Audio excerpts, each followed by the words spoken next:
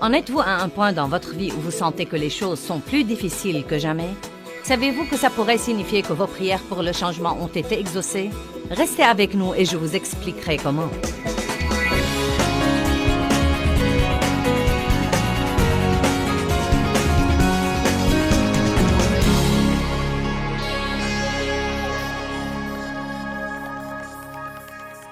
Ouvrez vos Bibles à 2 Corinthiens, chapitre 5, verset 20.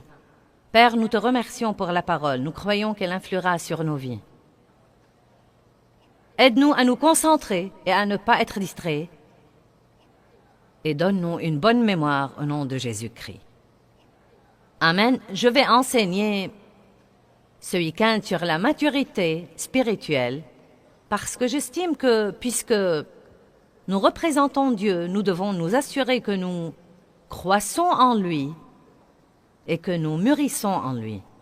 Et croître en Dieu veut dire que davantage de nous diminue, davantage de ce vieil homme, de cette vieille vie, de cette vie charnelle. Et donc, nous sommes dans un voyage. Ce n'est certainement pas quelque chose qui arrive tout d'un coup, mais je crois que nous devons faire des progrès continuels. Je veux vous montrer maintenant un passage qui donne vraiment à réfléchir.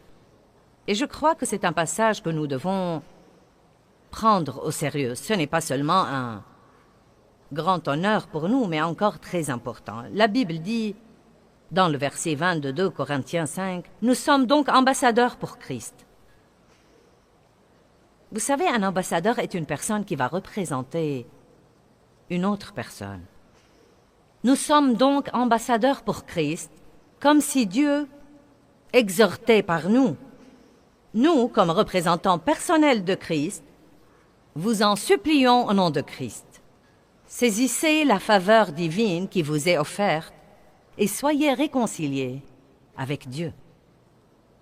Ce qui m'agace le plus, c'est que nous sommes les représentants personnels de Dieu dans le monde. Quand vous allez au travail, tout le monde sait que vous êtes chrétien, vous êtes un représentant personnel de Dieu. Vous avez un autocollant sur la voiture, vous êtes un représentant personnel de Dieu. Vous portez une croix autour du cou, vous êtes un représentant personnel de Dieu. Vos amis savent que vous allez à l'église, vous êtes un représentant personnel de Dieu. Vous vous asseyez peut-être pour lire votre Bible avant le travail ou à la pause de midi. Vous êtes un représentant personnel de Dieu. Et la plus grande tragédie que nous avons aujourd'hui, c'est les gens qui ont l'attirail des chrétiens, mais n'ont pas du tout le bon fruit qui va avec lui. Allez maintenant. Et nous devons combler cette lacune. Nous devons continuer à travailler avec Dieu pour combler cette lacune. Je dois le faire. Vous devez le faire. Paul dit, je ne suis pas encore arrivé, mais je vais persévérer. Je vais persévérer. Donc, il n'y a certainement aucune condamnation si vous ne vous sentez pas mieux ou même si vous avez fait des erreurs aujourd'hui. Mais nous ne pouvons pas prendre une attitude laxiste et penser que Dieu est notre copain, qu'il est notre ami. Mais il est Dieu aussi. Et nous devons avoir une crainte révérentielle de Dieu pour savoir que quand il dit quelque chose, il est sérieux. Et s'il dit « Faites ceci, vous serez bénis », nous serons bénis si nous le faisons. Et s'il dit « Faites cela et vous serez sous une malédiction », alors nous vivrons sous une malédiction si nous le faisons. Une des choses qui manque dans notre société, c'est la crainte de Dieu. Donc, 2 Corinthiens 3, 18 dit que comme nous demeurons dans la parole de Dieu, comme nous étudions la parole de Dieu, elle devient comme un miroir pour nous. Et dans un miroir, vous pouvez voir si votre visage est sale. Dans un miroir, vous pouvez voir si vos cheveux sont en désordre. Parfois, quand je me lève le matin et que je regarde mes cheveux, je remercie Dieu pour le miroir car j'aurais horreur de sortir comme ça. Un jour, c'est complètement plat ici et j'ai la tête en forme de cône. Le jour suivant, j'ai ces grands trous béants à l'arrière et je me dis, je ne sais pas comment tu peux avoir aussi peu de cheveux et pourtant si ébouriffé. Je ne comprends pas ça. Et donc, je remercie Dieu pour le miroir, car j'aurais horreur de sortir sans savoir comment je suis chaque matin. Eh bien, la Bible, c'est aussi un miroir. Et là-dedans, nous voyons comment est le Christ. Nous voyons son comportement et son caractère.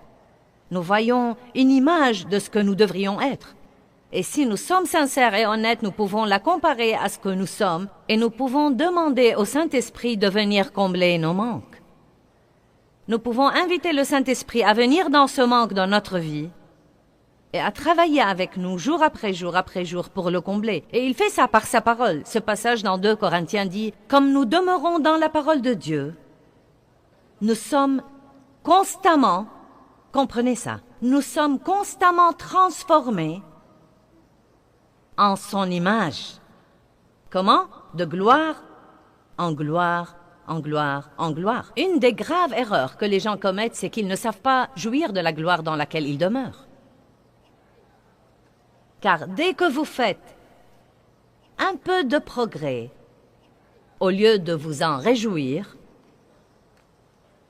l'ennemi s'assure que vous trouviez un chrétien que vous considérez comme un peu plus glorieux que vous, et vous commencez à penser que vous devez être dans sa gloire, et cela vous empêche de jouir de la gloire où vous êtes. Et je crois que c'est très important, parce que si vous ne jouissez pas de votre croissance, cela vous empêchera de croître davantage en Dieu. Nous ne croissons pas par la condamnation, nous croissons par la conviction. Allez maintenant, j'ai dit que nous ne croissons pas par la condamnation, nous croissons par la conviction. Vous ne croissez pas en vous sentant coupable et en ayant mauvaise conscience. Vous croissez quand vous savez que Dieu vous aime, et bien que vous ne soyez pas là où vous devriez être. Vous remerciez Dieu car vous n'êtes plus là où vous étiez. Vous êtes au milieu et c'est très inconfortable, mais vous y arriverez. Je crois qu'il s'agit de l'attitude. Je veux croître. C'est pourquoi j'étudie tout le temps. Quand je vois que j'ai une mauvaise attitude, j'étudie la Bible en ce qui concerne cette attitude, car je crois que la parole de Dieu a la puissance de l'éliminer de ma vie si je la laisse travailler avec moi à ce niveau-là. Amen. Donc, je crois que j'ai ce soir une maison pleine de chrétiens sérieux et de gens qui n'ont pas encore décidé s'ils veulent être chrétiens ou pas. Vous êtes encore en train de nous surveiller et j'espère que nous pouvons vous encourager à avoir l'espoir et que vous serez patient avec nous et que nous pourrons vous convaincre que c'est une vie qui vaut la peine d'être vécue. Ce n'est pas facile d'être chrétien. Si vous pensez qu'être chrétien est une béquille ou un genre de vie facile, vous vous trompez. Vous pouvez être un chrétien laxiste et charnel et ce n'est pas trop dur. Ce n'est pas trop dur d'aller à l'église et de vous installer sur un banc et ne jamais rien faire. Mais si vous voulez vraiment vivre la vie, laissez-moi vous dire une chose. C'est un engagement à plein temps. Surtout si vous voulez être un chrétien authentique.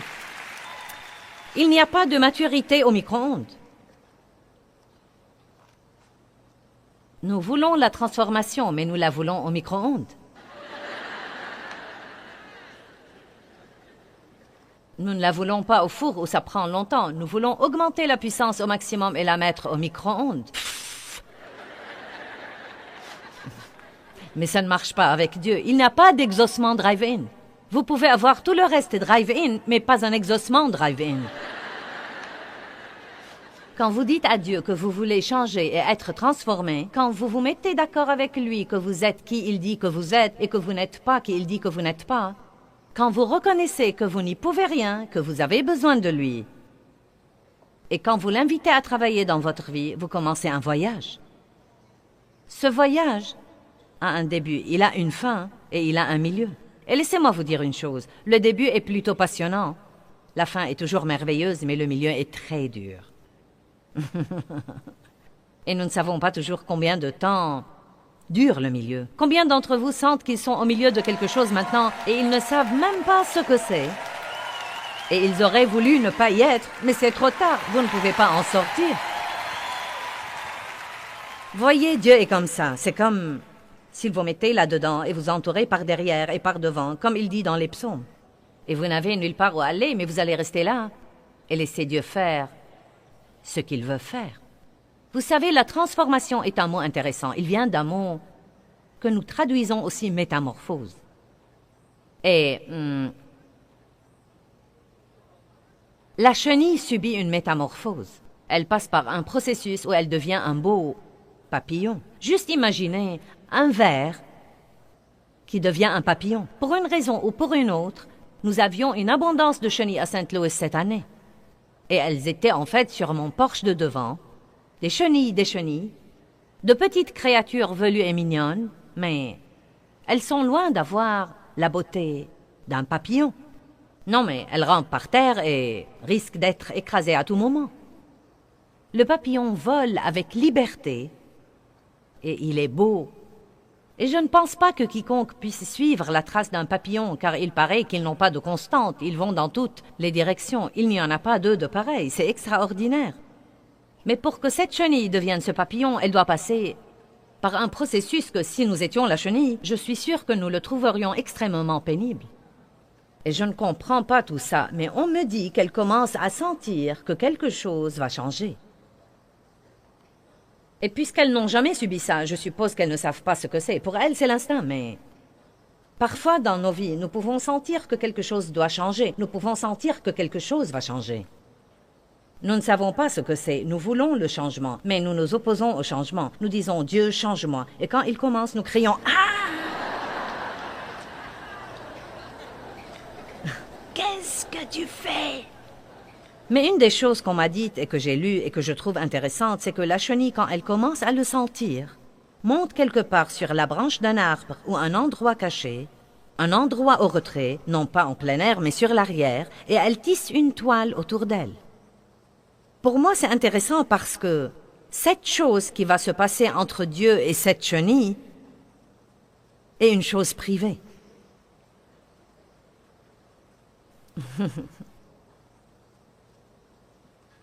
Essayez d'exprimer ce que vous ressentez quand Dieu traite avec vous, et vous aurez certainement l'air d'un fou. Vous ne comprenez même pas. Je ne comprends pas ce qui ne va pas en moi. Je me sens étrange. Je ne sais pas quel est mon problème. Plus rien ne me satisfait. Je pensais que c'est ce que je voulais, et maintenant que je l'ai, ça ne me plaît même pas.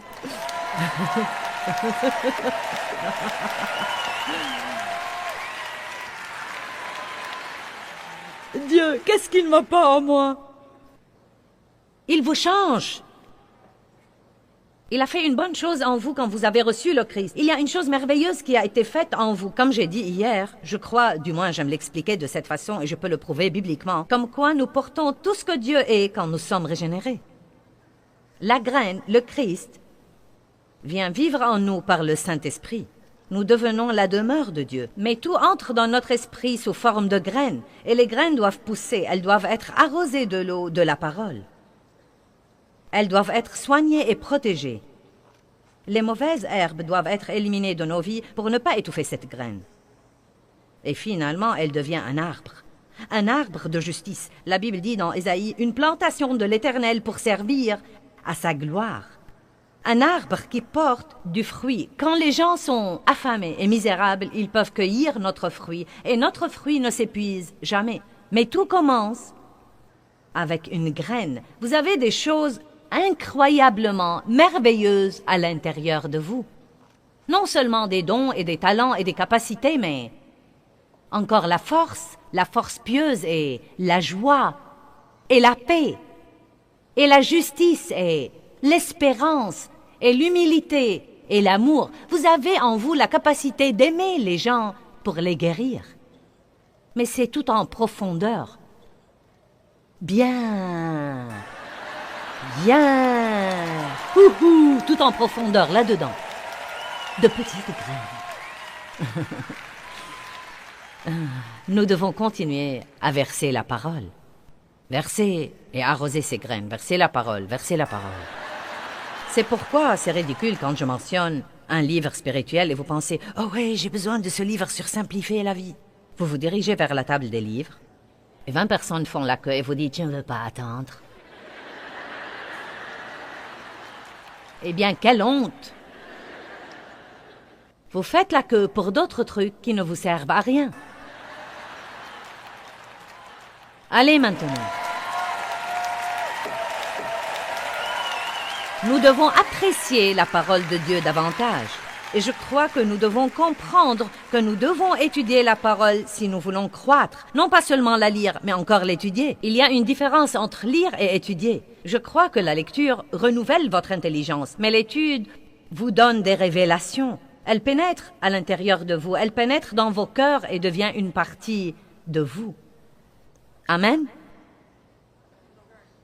Et donc cette croissance est essentiellement la façon de Dieu de prendre la graine qu'il a mise en nous par sa grâce et la développer jusqu'à ce qu'elle prenne le contrôle de notre vie et devienne plus grande que toute autre chose. Et à ce moment-là, les autres peuvent la voir. Mais c'est un processus et je pense que c'est un processus très douloureux. Je ne sais vraiment pas ce qu'endure ce verre.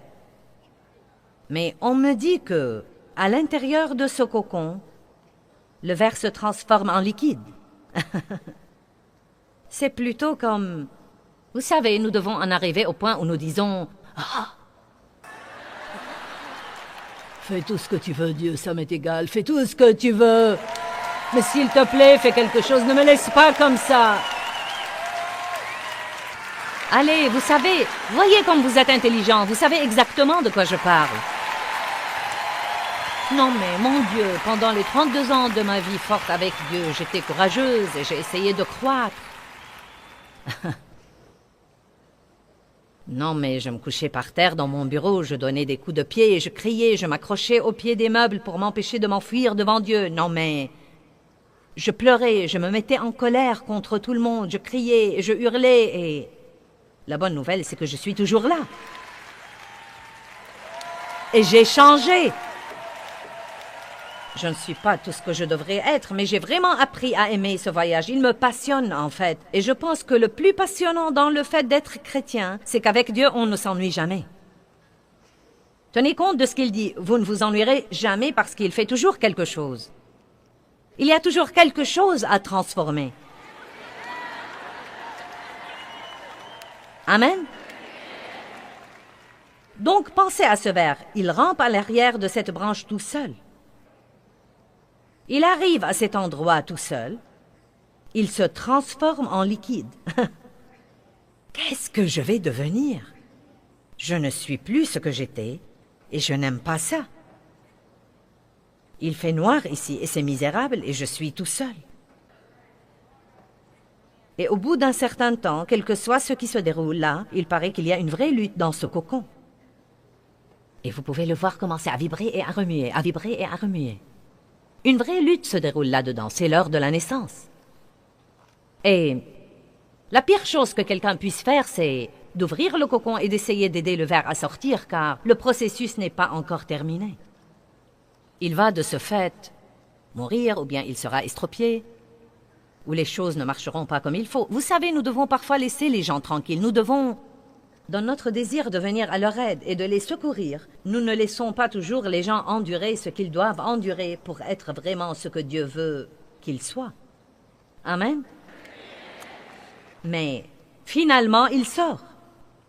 Le processus de naissance est terminé. Et c'est un beau, beau, beau papillon. J'espère que ce n'est pas décourageant, mais c'est une chose à laquelle j'ai pensé. Je ne pense pas que les papillons vivent longtemps.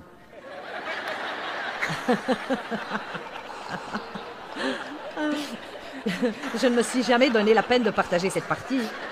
Mais je pense que c'est plutôt amusant parce que c'est plutôt comme... Vous sentez que le temps que vous ayez finalement un peu de bon sens et que vous le fassiez finalement de la façon dont Dieu veut que vous le fassiez, vous vous demandez pour combien de temps vous serez toujours là. Donc, il y a dans cette histoire de papillon beaucoup d'aspects que nous devrions examiner. Donc, voulez-vous vraiment être transformé? Êtes-vous prêt à avoir ce temps seul avec Dieu, ce temps privé avec Dieu? Êtes-vous prêt à vous transformer en liquide? Êtes-vous prêt à fondre devant le Seigneur, à devenir une argile souple entre ses mains, sans savoir ce que vous allez devenir, mais vous faites confiance à Dieu et vous endurez la lutte et vous n'essayez pas d'avoir une naissance prématurée? Et vous n'abandonnez pas. Vous ne pouvez pas avoir la maturité micro-ondes et l'exaucement drive-in et être le genre de personne qui ne veut pas endurer ce que vous devez endurer. Je pense qu'il y a très peu de gens, si vous voulez savoir la vérité, très peu de gens qui vont vraiment jusqu'au bout pour être ce que Dieu veut qu'ils soient. Nous avons besoin de plus de vrais ambassadeurs pour Dieu et non seulement des gens qui portent ce titre. Je le sais de mon expérience personnelle, si je ne peux pas aller quelque part, et c'est quelque part où je dois vraiment me rendre, et si je vais envoyer quelqu'un pour me représenter, croyez-moi, je suis difficile pour ce qui est de la personne que je vais envoyer. Parce que quand vous êtes envoyé comme ambassadeur pour quelqu'un d'autre, les gens penseront qu'il est comme vous. Je suis vraiment heureuse quand les gens parlent de... Vous savez, quand nous allons faire une conférence et que les gens nous disent « Vous savez quoi? Vos gens sont vraiment merveilleux. Ils sont si courtois. Ils vous représentent vraiment bien. » Ou quand les gens nous disent « Vous savez, vos standardistes sont merveilleuses. Elles ont été si serviables. » Je suis très heureuse parce que je sens que ça nous représente. Et nous devons nous rendre compte que nous représentons Jésus-Christ. Nous sommes ses représentants dans le monde. Et je pense que nous devons l'aider à avoir une meilleure réputation. Je suis jalouse de la réputation de Dieu et j'en ai assez de la façon dont les gens parlent de lui. J'en ai assez de gens qui s'amusent à lancer son nom comme s'il ne valait rien. J'en ai assez de gens qui se moquent de lui à la télé. Je veux que Dieu ait une bonne réputation. Amen. Parce que notre Dieu est un Dieu redoutable. Ce n'est pas juste un cantique que nous chantons. Il est redoutable. Donc parlons un peu du processus de croissance, car je pense que si vous ne le comprenez vraiment pas, vous risquez d'abandonner et de ne pas aller jusqu'au bout. Et donc nous avons 2 versets que nous allons étudier. Jean 15, verset 1. Jésus dit « Je suis la vigne et mon Père est le vigneron.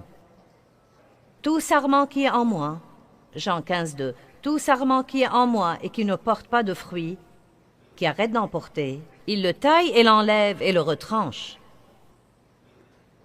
Et tout sarment qui porte du fruit,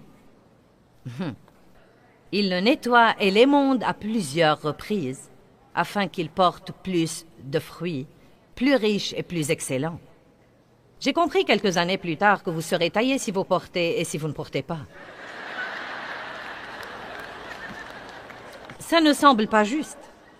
Mais c'est comme s'il y a quelque chose dans votre vie que Dieu n'aime pas, il l'éliminera. Si vous semblez bien faire, il vous taillera de toute façon, car quand vous taillez un arbre, il devient plus fructueux. Nous avions il y a longtemps un arbre dans notre jardin qui devenait disgracieux. Il poussait dans toutes les directions, comme s'il faisait ce qui lui plaisait, et il avait beaucoup de petits rejetons sur son pied. Nous avons des rejetons dans notre vie, vous savez ce qu'ils sont? Ce sont des choses mignonnes qui sucent notre vie. Ces petits rejetons sur les pieds des arbres, sur les troncs des arbres, sont mignons. Ils sont de petites merveilles et ils sont mignons. Vous avez horreur de les couper car vous aimeriez voir ce qu'ils deviendraient. Mais ils sucent la vie de l'arbre. Et il y a de bonnes choses dans votre vie qui ne sont pas des choses de Dieu. Il y a des choses que nous pouvons faire, mais ça ne veut pas dire que nous sommes censés les faire. Ce sont des rejetons, ce sont des choses qui volent notre temps et volent notre énergie. Elles ne produisent vraiment pas de fruits. Vous les reconnaîtrez à leurs fruits. Est-ce quelque chose que je suis vraiment censé faire? Quel est le fruit dans ma vie? Y a-t-il du fruit là-dedans, du bon fruit? Est-ce le plus de fruits? Et la taille alors? Eh bien, voilà quelques outils de taille. J'en ai beaucoup plus, mais... Dieu commence normalement avec certains de ces outils. Et peut-être qu'il aimera faire quelque chose de petit. Et vous criez « Ah !»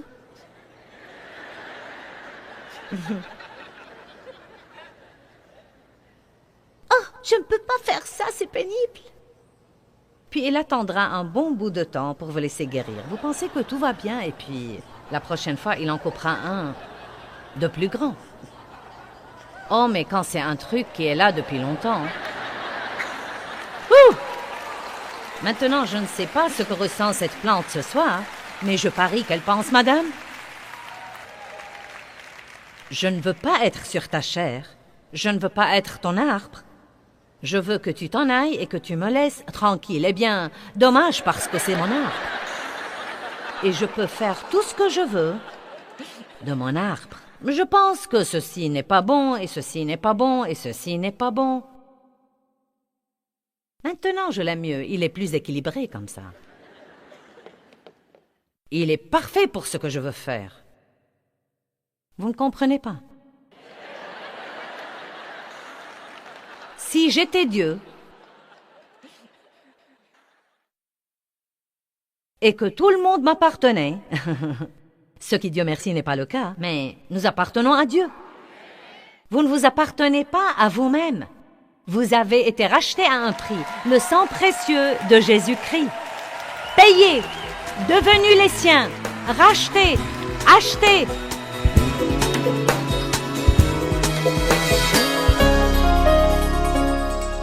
Vous savez, la transformation est un processus et ce n'est pas nécessairement un processus facile. Je crois que Dieu seul peut le faire et le faire comme il faut.